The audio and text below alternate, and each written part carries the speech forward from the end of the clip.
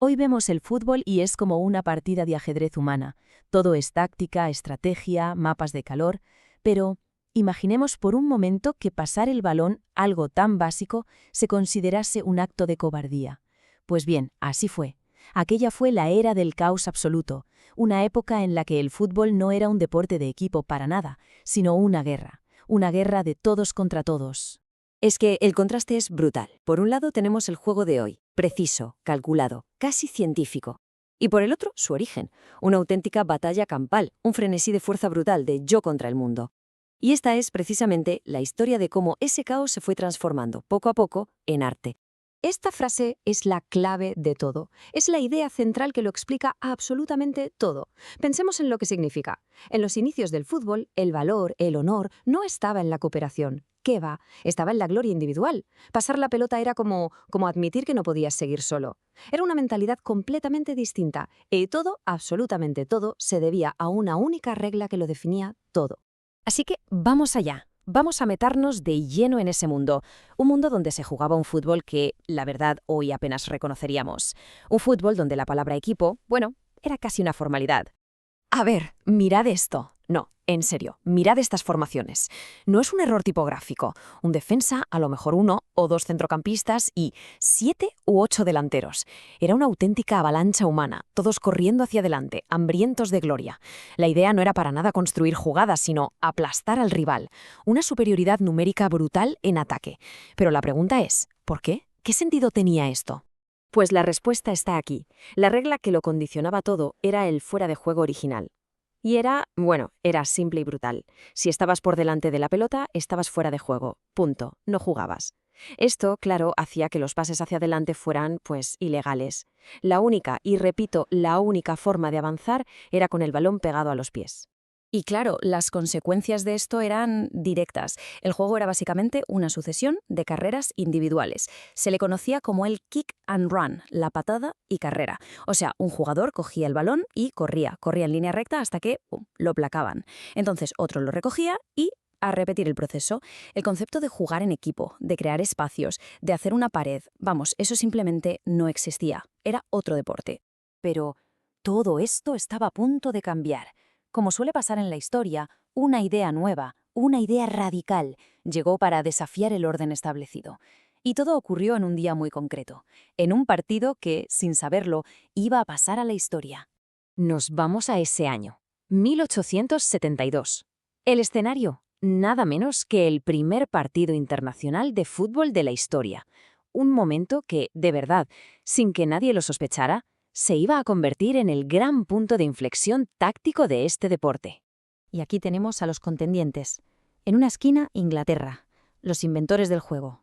Más fuertes, más pesados, los favoritos absolutos con su caótico 1-1-8. Y en la otra, Escocia, físicamente inferiores, sí, pero con un plan revolucionario. En lugar de chocar de frente, decidieron hacer algo que nadie, absolutamente nadie, esperaba, pasarse el balón entre ellos. El resultado final fue un 0-0, que puede sonar aburrido, ¿verdad? Pero para el mundo del fútbol aquello fue una victoria aplastante de la inteligencia sobre la fuerza bruta. Los escoceses, moviéndose como una sola unidad, demostraron que un equipo coordinado podía anular perfectamente a un grupo de individuos mucho más fuertes. Acababa de nacer el juego de combinación. Esa pequeña revolución de Escocia plantó una semilla, claro. El fútbol, como deporte, empezó a darse cuenta de que, oye, quizá la organización podía vencer al caos. Y de esa idea nació la primera gran formación táctica de la historia. A ver, el proceso no fue de un día para otro, fue gradual. Primero, Escocia demostró que lo de pasarse el balón era una opción. Luego, un punto clave. La regla del fuera de juego se modificó. Ahora se permitían pases hacia adelante siempre que hubiera al menos 3 rivales por delante del atacante. Esto lo cambió todo. Abrió la puerta a la estrategia de verdad y para la década de 1890 un nuevo sistema ya dominaba el mundo. Se la conoció como la pirámide, el famoso 2-3-5. Y esto representó un cambio de mentalidad total. Por primera vez había un equilibrio real sobre el campo. 5 jugadores para atacar y 5 para defender. La clave, el punto crucial de todo, era el centrocampista del medio, el mediocentro, que se convirtió en una pieza todoterreno que conectaba defensa y ataque. ¿Que si funcionó? Bueno, vaya si funcionó. Solo hay que mirar a la selección de Uruguay de aquella época. Usaron una versión perfeccionada de la pirámide, basada en pases cortos, rápidos, a ras de suelo, y dominaron el fútbol mundial. Así de simple. Ganaron 2 oros olímpicos, el del 24 y el del 28, y el primer mundial de la historia, en 1930, y a menudo humillando a las potencias europeas que todavía se aferraban a estilos mucho más directos. Con la pirámide, de verdad que parecía que el fútbol había alcanzado su forma perfecta, su forma definitiva. La fuerza bruta había sido reemplazada por la estructura, las carreras individuales por el juego colectivo. El caos, por fin, había sido domado por la geometría. Pero claro, la evolución nunca se detiene. Y es que la pirámide reinó durante casi 40 años, que en el fútbol eso es una auténtica eternidad. Pero un solo cambio, un pequeño ajuste en las reglas, estaba a punto de hacerla saltar por los aires. Iba a obligar al mundo entero a repensarlo todo desde cero. Y ese año clave es 1925, la disrupción. Resulta que la pirámide había funcionado tan bien que para los que mandaban, para la FIFA, los partidos se habían vuelto demasiado predecibles, demasiado defensivos. Hacía falta más acción, más goles. ¿Y qué hicieron? Pues modificar otra vez la regla del fuera de juego. En lugar de los 3 jugadores rivales que se necesitaban, ahora solo harían falta 2 para que un atacante estuviera en posición legal. El efecto fue inmediato y devastador. Con un defensa menos para habilitar, atacar se volvió de repente increíblemente fácil. Y las defensas de solo 2 hombres de la pirámide, bueno, fueron masacradas. El sistema que había dominado el mundo durante décadas quedó obsoleto, así de la noche a la mañana. El fútbol necesitaba con urgencia una nueva respuesta, una nueva estructura para sobrevivir a esta nueva era de ataque total. Y la pregunta estaba en el aire, en todos los campos. ¿Y ahora? Pues la respuesta vendría de un auténtico arquitecto táctico, un hombre llamado Herbert Chapman, que iba a dibujar una letra en su pizarra que cambiaría el deporte para siempre. Pero esa es otra historia, una historia para la siguiente entrega en la que seguiremos explorando la evolución de este juego. Hoy vamos a hablar de una de esas revoluciones tácticas que, bueno, cambiaron el fútbol para siempre. Una idea que rescató a este deporte del borde del abismo y que sin ella, el juego que vemos hoy simplemente no existiría. Mirad, a principios del siglo XX daba la sensación de que el fútbol ya estaba inventado, ¿no? Parecía que había alcanzado la perfección táctica. Y durante décadas, pero décadas, hubo un solo sistema, un único credo que lo dominaba todo. Era la famosa pirámide, un 2-3-5. Imaginaos, 5 tíos arriba. Ultraofensiva, dominante, era la norma. Con ella, por ejemplo, Uruguay ganó el primer mundial de la historia. Ahí es nada, con un juego de pases que era una delicia. Todo el mundo pensaba, ya está, esto no se puede mejorar. Uf, qué equivocados estaban. Y aquí empieza el lío. Fijaos en la cronología. A principios de siglo, todo en orden con la pirámide. Pero llega 1925 y ¡boom! Un simple cambio en las reglas lo dinamita todo. Y a finales de la década, el caos es total. Goleadas de escándalo, defensas que no sabían por dónde les venían. Pero, ¿qué pasó exactamente? ¿Qué pudo provocar semejante colapso? Pues todo, absolutamente todo, se reduce a un pequeño retoque en la ley del fuera de juego. Una sola frase en un papel que rompió el fútbol por completo. Es que el cambio parece una tontería, pero las consecuencias fueron brutales. Antes de 1925, un atacante necesitaba tener, ojo, a 3 rivales entre él y la portería para estar en posición legal. Marcar era casi una odisea. Y después, pues la nueva regla lo bajó a solo 2. De un día para otro, el campo se convirtió en una autopista para los delanteros. ¿Y qué pasó entonces? Pues que la pirámide, con sus 2 únicos defensas, se convirtió en un auténtico suicidio. Era un coladero. Los huecos eran gigantescos, imposibles de tapar. El equilibrio, que había funcionado durante décadas, ¡puf!, se hizo añicos. El fútbol, tal y como se conocía, estaba literalmente roto.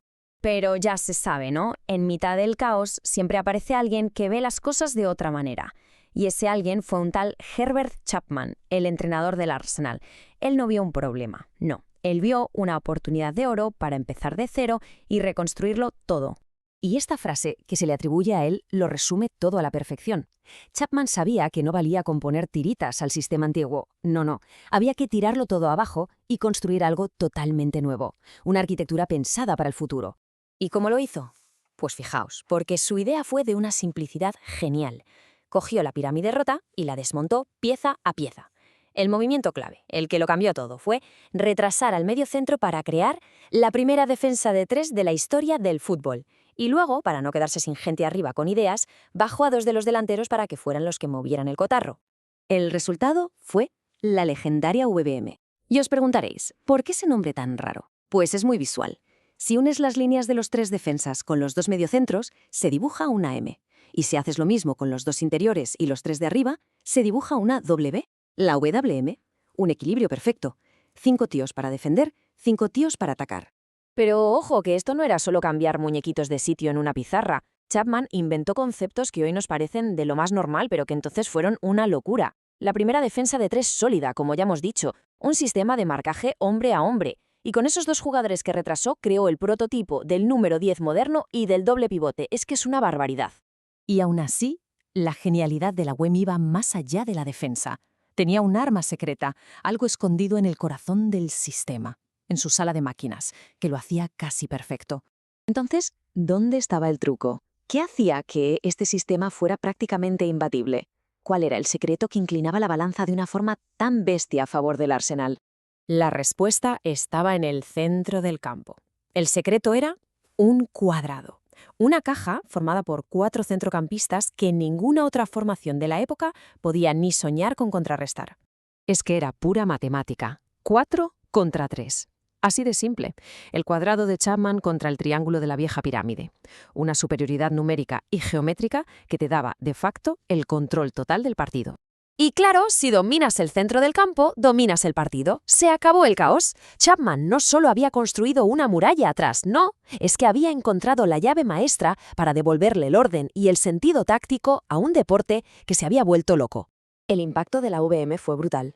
No solo es que el Arsenal se paseara por Inglaterra, es que su idea cruzó fronteras, se extendió por todo el mundo y, claro, fue evolucionando. Y una de las evoluciones más curiosas vino de Italia. El seleccionador Vittorio Pozzo fue muy listo. En lugar de copiar sin más, le dio una vuelta de tuerca. Invirtió la M defensiva de Chapman y creó lo que se conoció como la WW. El objetivo: sobrecargar todavía más el centro del campo para combatir a los equipos que usaban la WM original. ¿Y funcionó? Bueno, vaya si funcionó. Con ese sistema Italia ganó 2 mundiales seguidos, en el 34 y en el 38. Una prueba increíble del poder y de la capacidad de adaptación de la idea original de Chapman. Al final, el legado de Chapman es que el fútbol cambió para siempre. Ya no era solo correr detrás de un balón y esperar la genialidad de uno. Se convirtió en un tablero de ajedrez. Se convirtió en arquitectura, en estrategia pura. Pero claro, esto nunca para. La evolución es constante. Mientras toda Europa estaba obsesionada con el orden y la defensa de la WM, en las sombras de Budapest se estaba cocinando algo nuevo, algo que iba a hacer que el muro de Chapman pareciera de papel. Pero esa es otra historia. Hay partidos y partidos, ¿verdad? Unos que ganas, otros que pierdes, y luego están esos que lo cambian absolutamente todo. Pues bien, hoy vamos a meternos de lleno en uno de esos. El día en que un auténtico terremoto táctico, una tormenta venida del este, sacudió los cimientos del fútbol, para siempre. 6-3. Este fue el marcador final, pero ojo, que esto no es solo un resultado, ¿eh? Esto es la crónica de una demolición en toda regla, de cómo un imperio se vino abajo, tácticamente hablando, en apenas 90 minutos. Y el escenario, bueno, qué decir, el mítico, el icónico estadio de Wembley. La fecha 25 de noviembre de 1953. Una fecha que, sin que nadie lo supiera entonces, iba a quedar grabada a fuego en la historia de la táctica del fútbol. Claro que, para entender de verdad la magnitud de esta caída, primero hay que saber desde qué altura se cayó el imperio, ¿no? Así que vamos a poner un poco de contexto, vamos a ver cómo era el dominio inglés en aquella época. A ver, Inglaterra no era solo la inventora del fútbol, no. Se consideraban los maestros absolutos. Y tenían con qué, ¿eh? Su récord era formidable. Jamás, nunca habían perdido en casa contra un equipo que no fuera de las Islas Británicas. Eran, literalmente, la fortaleza inexpugnable del fútbol mundial. Y toda esa confianza se apoyaba en esto, la famosísima formación WM. Si vemos la estructura, un 3-2-2-3. Para la época, esto era lo más de lo más, el pináculo del equilibrio táctico. Era un sistema disciplinado, muy estructurado y sobre todo increíblemente rígido. O sea, cada jugador era como una pieza de ajedrez, con sus movimientos marcados, y de ahí no se movía nadie. Pero claro, mientras Inglaterra pulía y perfeccionaba su sistema hasta el infinito, en otras partes de Europa se estaba cociendo algo radicalmente distinto. Y es que lo que pasó en Wembley no fue flor de un día, para nada. Fue la culminación de décadas de evolución. La semilla, por así decirlo, se plantó allá por los años 30, con el famoso Wonder Team de Austria. Ellos ya preferían el pase corto a la fuerza bruta. Y esa semilla la regaron pensadores como el inglés Jimmy Hogan, uno de los pocos que se atrevió a cuestionar el gran dogma de la época, el de las posiciones fijas. La idea de Hogan, que caló hondo en Hungría, era en el fondo muy simple, pero a la vez absolutamente revolucionaria. Desafiaba toda la lógica de la rigidez con una pregunta que lo cambiaría todo. Oye, ¿y por qué un jugador tiene que estar atado a una sola zona del campo? En esa simple pregunta, ahí estaba el futuro del fútbol. Y aquí es donde Hungría coge esa pregunta y la lleva a su máxima expresión, presentando en Wembley un arma táctica que, sencillamente, nadie en Inglaterra se esperaba. Y aquí lo tenemos, el choque de dos mundos. A un lado, la predecible VM inglesa, rígida como una roca, al otro, la propuesta húngara, una formación WW. Es fascinante ver cómo, al invertir esa M de la defensa para crear una segunda W, de repente generaban una superioridad numérica brutal en el centro del campo. Era, ni más ni menos, que el paso de la rigidez a la fluidez. Así que imaginemos la escena. Los defensas ingleses se colocan, listos para su batalla, para marcar al delantero centro rival, al 9, pero se encuentran con un problema. Una pregunta que les rompe los esquemas. ¿Dónde está el delantero? Porque el 9 no estaba donde tenía que estar. La respuesta a esa pregunta tenía nombre y apellido: Nándor Hidegkuti. Y con él nació el primer falso 9 realmente letal de la historia. En lugar de pegarse con los centrales, lo que hacía Hidegkuti era desaparecer. Se esfumaba de la primera línea, bajaba una y otra vez para aparecer como un fantasma en el centro del campo. Y esto, claro, provocó el caos más absoluto. El central inglés Harry Johnston se encontró de repente metido en un dilema imposible, una trampa táctica perfecta. A ver, ¿qué hago? ¿Sigo a Hidegkuti hasta el mediocampo y dejo un agujero gigantesco a mi espalda? ¿O me quedo quieto y dejo que Hungría juegue con uno más en la zona de creación? Daba igual lo que hiciera. Estaba perdido. Simplemente no había respuesta correcta. Pero ojo, que la genialidad de Hungría no era solo cosa de un jugador, ni mucho menos. Era una filosofía de equipo, algo que lo impregnaba todo. La clave es que el falso 9 era solo el comienzo de la historia. El equipo entero se movía como si fuera un solo organismo, con una fluidez que no se había visto nunca. Figuras como Ferenc Puskás o Sándor Kocsis no eran jugadores estáticos, para nada. Eran totalmente impredecibles. Se intercambiaban las posiciones, buscaban el espacio libre en lugar de esperar el balón, y así, claro, hacían imposible cualquier marcaje individual. Y el resultado de todo esto, pues una de las rachas más legendarias de la historia del deporte. Así de simple. Este equipo, al que apodaron el equipo de oro, llegó a encadenar 32 partidos seguidos sin perder. ¡32! Una auténtica barbaridad, algo casi impensable. Y ese es el gran legado. Lo que el equipo de oro demostró aquel día en Wembley es una verdad casi universal en el deporte, ¿no? Que la inteligencia, que el movimiento coordinado siempre va a superar a la fuerza bruta y a la rigidez. Evidentemente, ese 6-3 no fue solo una noticia en Inglaterra. El mundo entero se quedó boquiabierto. Y la resaca táctica de aquel partido, esa cambió el fútbol para siempre. El sistema VM, que había sido el rey del fútbol durante casi 30 años, quedó obsoleto. Así, de un plumazo, en 90 minutos. Fue, sin duda, el final de una era. Y todos los entrenadores del mundo se hicieron la misma pregunta. Pero ¿cómo se para un ataque así, tan fluido, tan impredecible? La primera reacción, como es lógico, fue buscar seguridad, atrincherarse. Los equipos se dieron cuenta de que la vieja defensa de 3 ya no era suficiente, y de ahí nació la línea de 4 defensas que ha llegado hasta nuestros días. Pero, en Italia, la respuesta fue mucho más radical. Y esta metáfora lo resume a la perfección, ¿verdad? Resume esa nueva filosofía que estaba a punto de nacer. Si el ataque total de Hungría era como un grupo de fantasmas, impredecibles, imposibles de atrapar, la solución no era salir a cazarlos. No, la solución era construir un cerrojo en la portería. Y esa solución, ese cerrojo, tiene un nombre: Catenaccio. En nuestro próximo análisis vamos a ver exactamente eso, cómo el fútbol italiano reaccionó a todo este caos húngaro creando, ni más ni menos, que el sistema defensivo más famoso de la historia. Hablaremos de la invención del líbero y de una forma completamente nueva de entender la victoria. Una historia que, desde luego, merece ser contada. Hoy nos metemos de lleno en una batalla épica, una auténtica guerra filosófica que se jugó en los campos de fútbol de los años 60 y 70. Hablamos de el cerrojo contra el carnaval. A ver, imagínense. A un lado del ring, el Catenaccio italiano, una fortaleza, un muro casi infranqueable diseñado para que nadie, absolutamente nadie, pudiera marcar un gol. Y al otro lado, el 4-2-4 de Brasil. ¿Y eso qué era? Pues una explosión de talento puro, una fiesta que convertía cada partido en un auténtico carnaval. Así que, ¿qué vamos a ver hoy? Pues primero, ese choque de filosofías. Entenderemos de dónde vino esa semilla del miedo que creó el cerrojo. Después, cómo los italianos lo convirtieron en una obra de arte defensiva. Y claro, la respuesta de Brasil, la respuesta del talento puro. Y para terminar, ¿qué legado nos ha dejado toda esa tensión en el fútbol que vemos hoy? La historia de todo esto no empieza con un equipo gigante, que va. Empieza con un problema muy básico. Una pregunta que se han hecho muchos. ¿Cómo puede un equipo, a priori más débil, sobrevivir contra los grandes? Pues en los años 30, el entrenador de un club suizo, el Servette, un tal Karl Rappan, lo tenía clarísimo. Sabía que si jugaba de tú a tú contra los gigantes de Europa, no tenía nada que hacer. Así que, ¿qué hizo? Se inventó un juego completamente nuevo. Y a esa solución la llamó el verrou, que significa cerrojo en francés. Y era justo eso, una capa extra de seguridad, un candado para su defensa. La idea, como ven, es genial. Es que era como ponerle la cadenita a la puerta, ¿no? Pues imaginen la frustración de los equipos atacantes. Chocaban una y otra vez. Y claro, esto no pasó desapercibido. En Italia tomaron muy buena nota y pensaron, oye, esto se puede mejorar. Y vaya si lo mejoraron. Vamos a ver ahora cómo esa idea y ese cerrojo suizo se transformó en Italia en uno de los sistemas tácticos más famosos y para algunos infames, pero desde luego más efectivos, de la historia del fútbol. Así que en Italia, el berro pasó a llamarse catenaccio, que es literalmente la cadena del cerrojo. Un nombre que a la verdad le iba como anillo al dedo. Captaba perfectamente esa sensación de ser algo impenetrable. Fíjense en esto, porque es clave.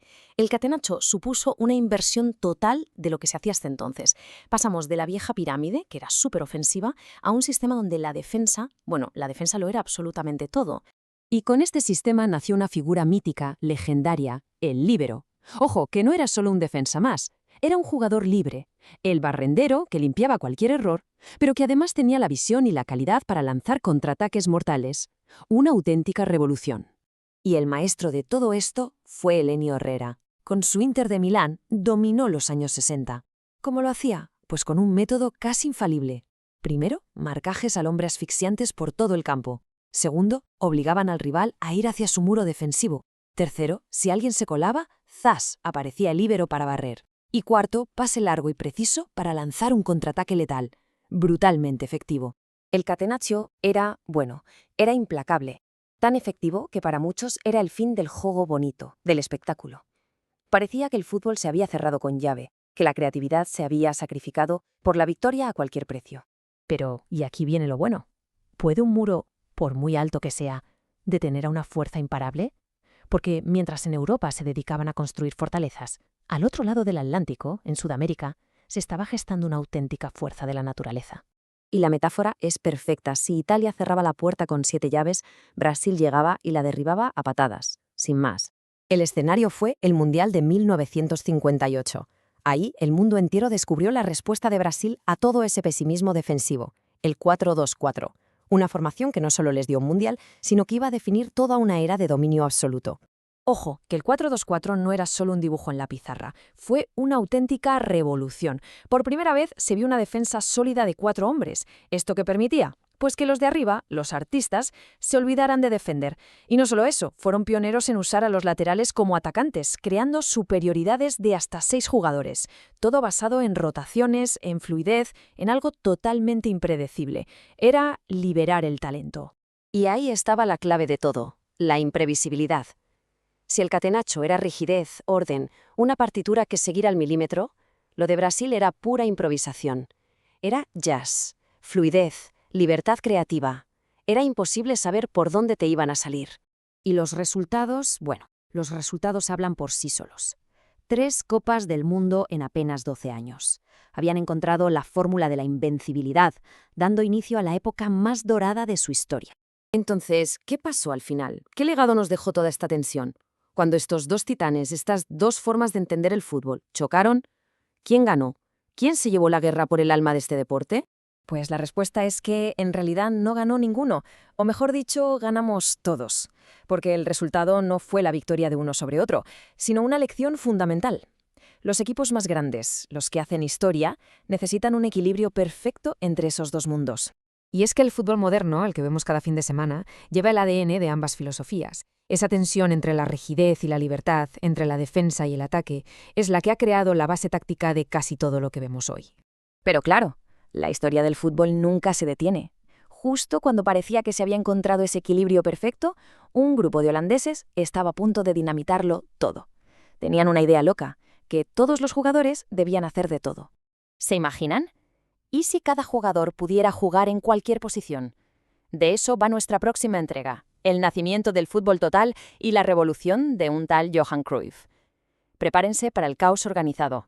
Hoy vamos a viajar al corazón mismo de una revolución táctica, a una auténtica batalla de ideas que, literalmente, definió el fútbol que conocemos hoy.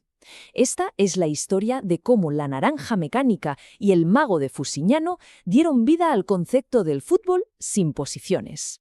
Vale, el viaje lo haremos en 5 paradas. Primero, veremos cómo murieron las posiciones. Después, nos meteremos en el caos organizado del fútbol total. Luego, la genial respuesta de Saki y su arma secreta, la trampa del fuera de juego. Y para terminar, el legado que nos dejó este choque de titanes. Venga, vamos a ello. Todo, absolutamente todo, empezó con una rebelión. Con una idea, una idea tan radical que amenazaba con romper todas las reglas no escritas del deporte rey. La idea que las posiciones, sí, tal y como las conocíamos, simplemente debían morir. A ver, sé que puede sonar a pura anarquía, ¿verdad? Pero para nada. Fue el nacimiento de toda una filosofía, un concepto que defendía algo muy potente, que el talento no podía estar encadenado a un número en la espalda o a una zona del campo. La clave era la libertad. Y esa libertad lo iba a cambiar todo. Para entenderlo, hay que ponerse en situación. El fútbol de la época tenía, digamos, 2 caras. Por un lado, la defensa de hierro del catenaccio italiano, el famoso cerrojo. Por otro, la magia, el talento individual de Brasil. Pero en Holanda, mientras tanto, se estaba cociendo algo totalmente distinto. Y ojo, no era solo una táctica, era una auténtica declaración de principios. Y aquí es donde entra en juego la primera gran tesis de esta historia, el fútbol total. Una idea que en resumen era puro caos organizado. Con Rinus Michels en el banquillo y un tal Johan Cruyff como director de orquesta en el césped, el Ajax y la selección holandesa pusieron sobre la mesa algo revolucionario. La idea era que cualquier jugador podía ser cualquier cosa. Un defensa podía atacar, un delantero podía defender. Era un sistema totalmente líquido, impredecible. Pero, a ver, ¿cómo funcionaba esta aparente locura? Pues se basaba en 4 principios, pero ¿qué principios? Letales. Primero, intercambio constante de posiciones para volver loco al rival. Segundo, si un compañero dejaba un hueco, otro lo cubría al instante, la cobertura era clave. Tercero, para atacar, el equipo se estiraba, hacía el campo gigante para crear espacios. Y cuarto, para defender, todo lo contrario. Se comprimía en una zona de apenas 25 metros, ahogando al oponente, dejándolo sin tiempo ni aire. Y ojo, que esto no fue solo una teoría bonita en una pizarra. Para nada. El resultado fue un dominio absoluto. El Ajax, que era la máxima expresión de esta filosofía, se llevó la Copa de Europa 3 años seguidos. Quedó claro que el fútbol total no solo era bonito de ver, no, era absolutamente devastador. Y ahora pasamos a la antítesis. Porque claro, toda gran idea provoca una reacción, ¿no? Pues la reacción a todo ese caos holandés vino de un hombre que curiosamente nunca fue futbolista profesional, pero que entendía el juego como si fuera una ciencia pura. Esta era la gran pregunta, la pregunta que atormentaba a todos los entrenadores del planeta. A ver, si no puedes marcar a un jugador concreto porque al minuto siguiente está en la otra punta del campo, ¿qué se supone que haces? La respuesta, la genialidad, fue darse cuenta de que la solución no estaba en el individuo, estaba en el colectivo. Su nombre, Arrigo Sacchi, un vendedor de zapatos que se convirtió en un profeta de la táctica. Para Sacchi, el fútbol era casi un problema intelectual, un puzzle que había que resolver. Y él no creía en la libertad absoluta, no. Creía en el orden, en la disciplina y en una sincronización perfecta. El contraste no podía ser mayor.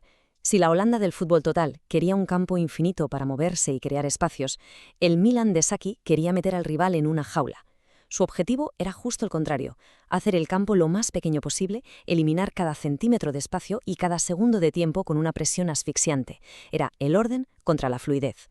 ¿Y cuál fue su plan maestro? Pues un 4-4-2 que se movía como un único organismo. Se cargó la figura del líbero tradicional, ese defensa libre que se quedaba atrás por si acaso.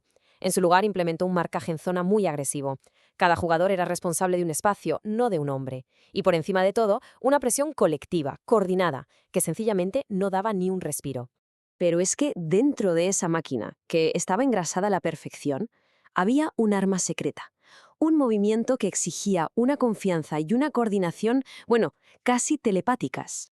Hablamos de la trampa del fuera de juego. A ver, a diferencia de la mayoría de defensas, que lo que hacen es recular hacia su portería, la de Sachi hacía todo lo contrario, corría hacia adelante.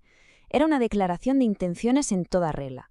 El equipo no esperaba a ver qué pasaba, iba a por el rival, neutralizaba el ataque antes de que pudiera siquiera empezar.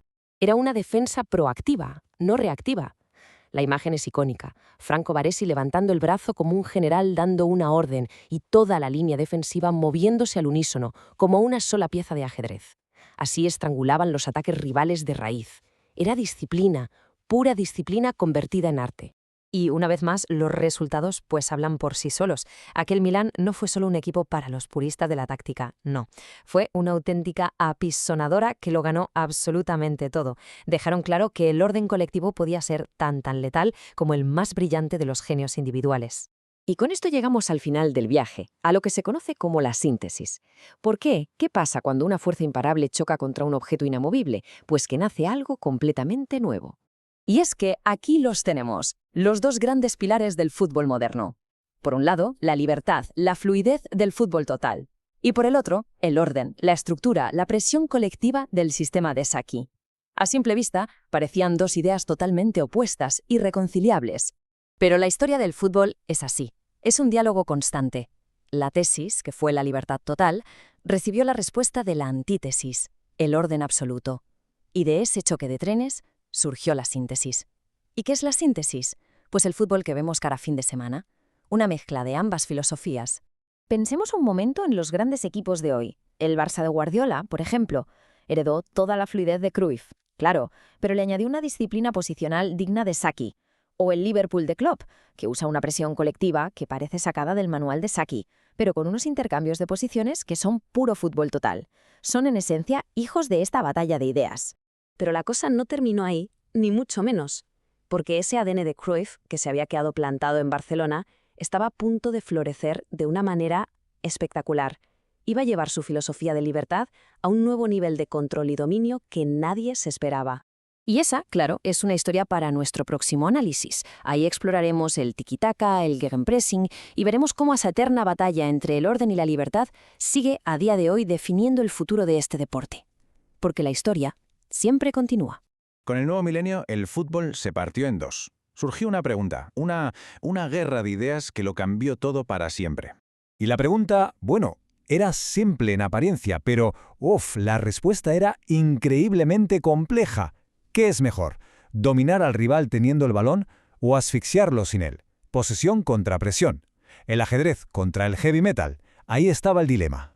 Y claro, en el centro de esta batalla, cómo no, dos genios, dos arquitectos con ideas totalmente opuestas, Pep Guardiola y Jürgen Klopp. Vamos a meternos de lleno en la historia de su rivalidad táctica, de cómo sus filosofías al final cambiaron el fútbol tal y como lo conocemos. Vale, pues empecemos por el principio, por la tesis. A finales de la década de los 2000, un hombre, un entrenador, llevó una idea a su máxima expresión. Hablamos de la dictadura de la posesión. Y su nombre, claro, era Pep Guardiola. Su arma secreta, por así decirlo, fue el juego de posición. Seguro que a todos nos suena más como tiki-taka, ¿verdad? Pues es una filosofía que en realidad viene de su mentor, de Johan Cruyff. La idea es buscar la superioridad con una organización que es casi matemática, un control total de la pelota para básicamente volver loco al rival y desordenarlo. Y a ver, ¿cómo lo hizo? Pues Guardiola llevó la teoría a un nivel de locos, casi microscópico. Es que llegó a pintar zonas en el campo de entrenamiento para que sus jugadores se aprendieran las reglas sagradas. ¿Cuáles eran? Pues nunca más de 2 jugadores en la misma línea vertical y siempre 3 en la horizontal. El objetivo final era crear triángulos de pase constantes, un laberinto del que el rival simplemente no podía escapar. ¿Y el resultado? Bueno, ¿qué vamos a decir? Fue una auténtica anomalía histórica. 14 trofeos en solo 4 años con el Barça. Una demostración, aplastante de que quien tiene el balón tiene el poder. Y es que el juego de posición no era solo fútbol bonito, era devastador. Pero claro, en la historia siempre pasa lo mismo. Toda tesis provoca una antítesis. Mientras en Barcelona se componía una sinfonía de pases, en Alemania empezaba a sonar algo muy diferente. Un sonido mucho más estridente, más agresivo. Ese sonido se llamó Gegenpressing, o contrapresión, para entendernos. Y su ideólogo, Jürgen Klopp, tenía una idea radical. No necesito el balón para dominar. La premisa es brutalmente simple. El momento en el que un equipo es más vulnerable es justo cuando acaba de recuperar la pelota. Así que, ¿para qué replegarse? No, su equipo saltaba sobre el rival como una auténtica jauría. De hecho, nadie lo describió mejor que el propio Klopp. Él lo llamó fútbol heavy metal. Y es que es eso, una música directa a la cara, brutal, pero increíblemente emocionante. La antítesis perfecta, vamos, a la música de cámara del tiki-taka. Fijaos qué contraste tan brutal.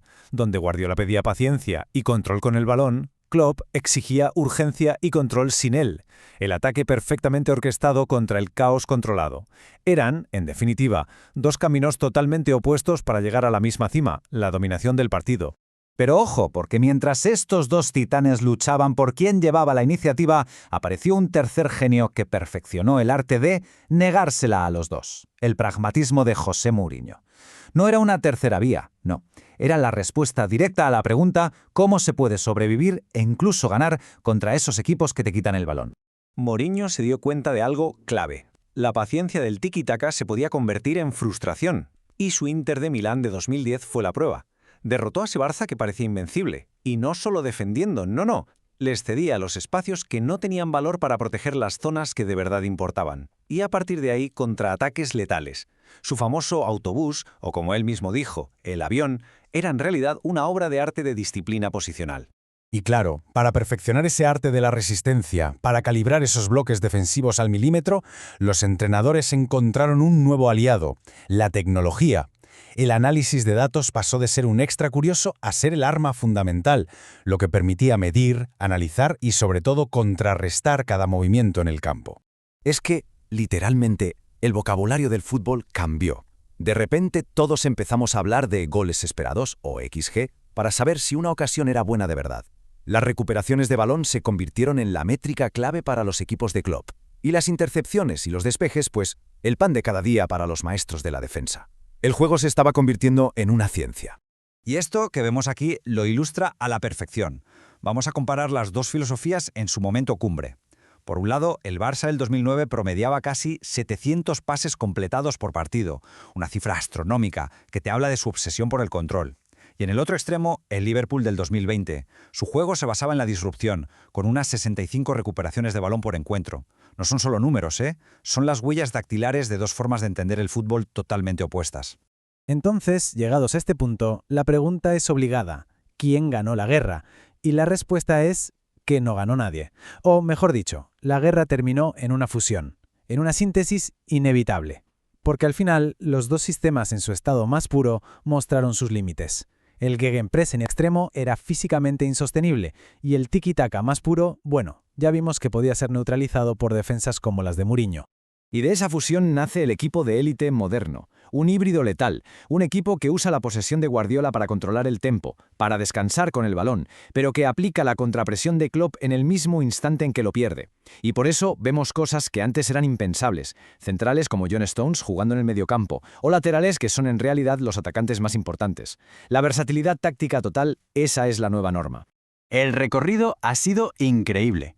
Del apogeo del tiki-taka en 2008, pasamos a la respuesta pragmática de Mourinho en 2010. Luego llegó la cima del Gegenpressing en 2019, para desembocar en lo que tenemos hoy, la era del híbrido.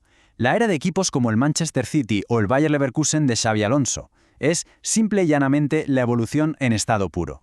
Y todo esto, claro, nos deja con una última pregunta en el aire. Hemos pasado del ajedrez al heavy metal y de ahí a una fusión de los dos. ¿Y ahora qué? ¿Qué es lo siguiente? En una era que ya está dominada por el análisis de datos, ¿llegaremos a ver a las máquinas, a la inteligencia artificial, predecir el próximo gran movimiento en este ajedrez humano que es el fútbol?